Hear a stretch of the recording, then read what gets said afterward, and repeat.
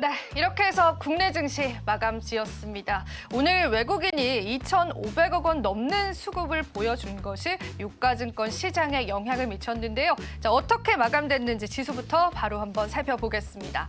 자, 오늘 코스피, 코스닥 모두 다 상승 마감했습니다. 장 후반 들어서 상승폭들이 확대되는 모습까지도 현재 확인이 되고 있고요. 현재 코스닥 지수는 외국인이 매도했지만 코스피 지수에서는 매수로 일관하면서 지수의 상승을 함께 견인했습니다. 자, 업종으로 한번 살펴보겠습니다. 오늘 코스피 지수에서는 의약품들이 상승을 했는데요.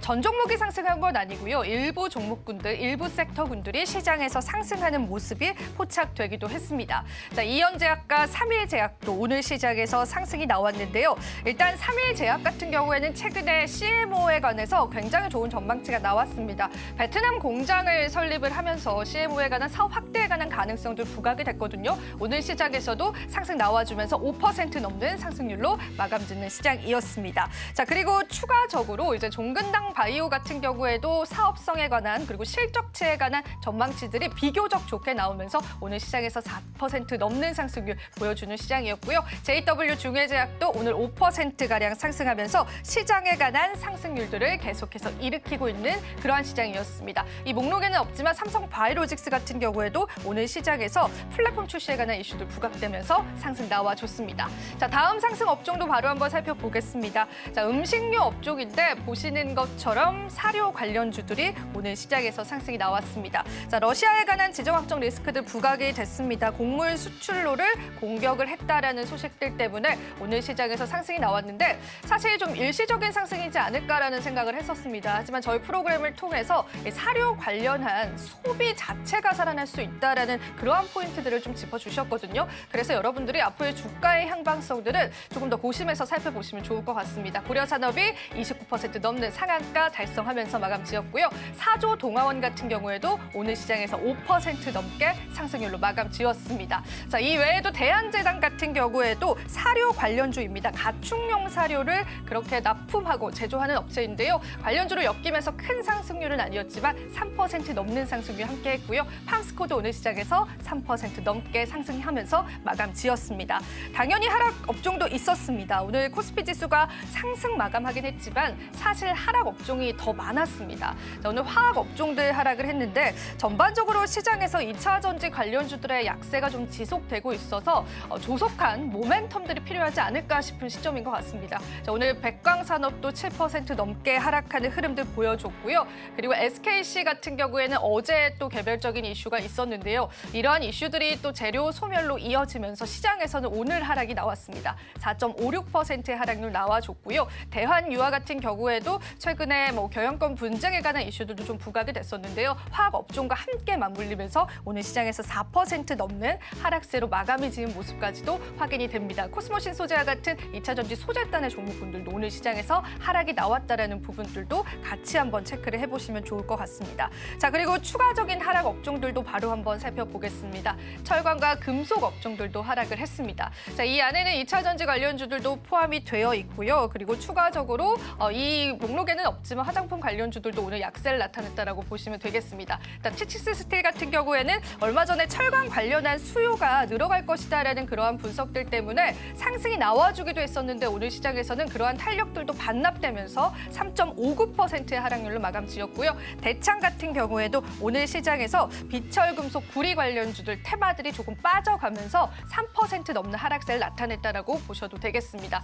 포스코홀딩스는 2차 전지 관련주로 봐야 할까, 철강주로 봐야 할까에 관한 논란들이 아직도 시장에는 있습니다. 하지만 오늘 시장에서는 두 업종들이 모두 다 약세였기 때문에요. 3% 넘는 하락세로 마감 지었다라고 보시면 되겠습니다. 이구산업도 오늘은 하락하면서 마감 지은 시장이었습니다. 자, 이렇게 해서 코스피 시장 살펴봤고요. 코스닥 지수에 관한 흐름들과 코스닥 시장의 업종들도 한번 바로 살펴보도록 하겠습니다.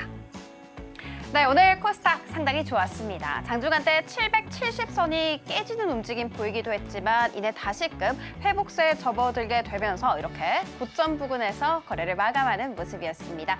자, 그러면 업종 통해서 하나씩 살펴보는 시간 가져보도록 하겠습니다.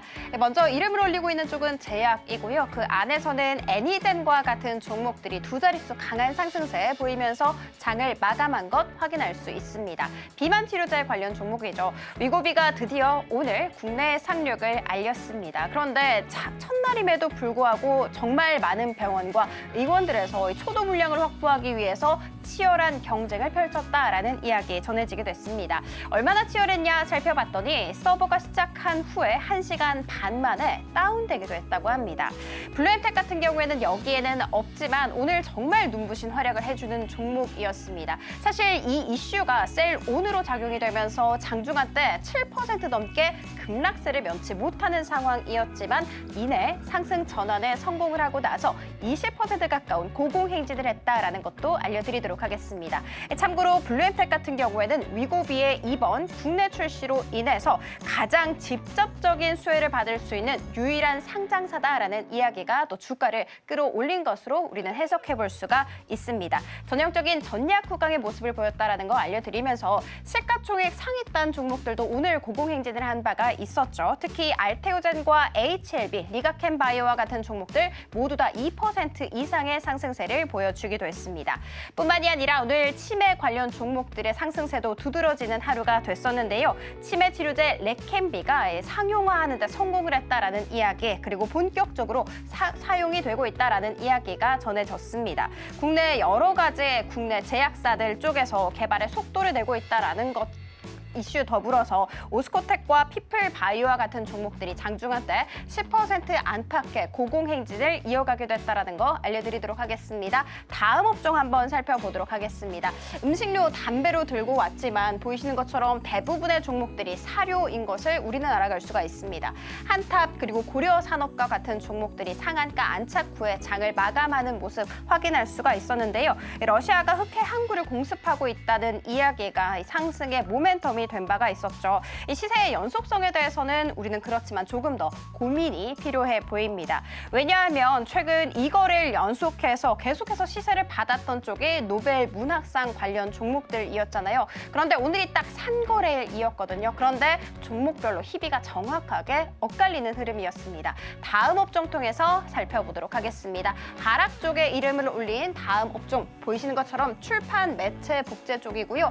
예림단과 같은 종목이 이렇게 20% 넘는 내림세를 보인 채 장을 마감했습니다. 최근에 한강 신드롬뿐만이 아니라 경영권 분쟁까지 함께 붙으면서 예림당이 2일부터 시작해서 딱 어제까지 주가가 무려 100% 뛰었더라고요. 이 기간 전체 종목 중 수익률 1위 종목이 바로 예림당이었습니다. 오늘도 천당과 지옥을 오가는 모습이었습니다. 장중한 때 6%대까지 추가 강세가 나왔습니다만 이내 하락 전환 후에 이렇게 큰 폭으로 떨어졌다라는 거 알려드리도록 하겠습니다. 노벨 문학상 관련주 제가 조금 더 한번 찾아봤어요. 어제 시세가 강하게 나왔던 쪽에 무림 SP 그리고 상한가 들어갔던 게 한국제지였거든요. 그런데 모두 다 10에서 15%대 급락세를 면치 못하는 상황이 이어졌고요. 한세에스 24홀딩스 같은 경우에는 2연상에 성공을 했었잖아요. 그런데 오늘 20% 넘게 내림세를 보이기도 했습니다. 그렇지만 여전히 예스24 같은 경우에는 오늘 강세로 마감을 지을 수 있었습니다.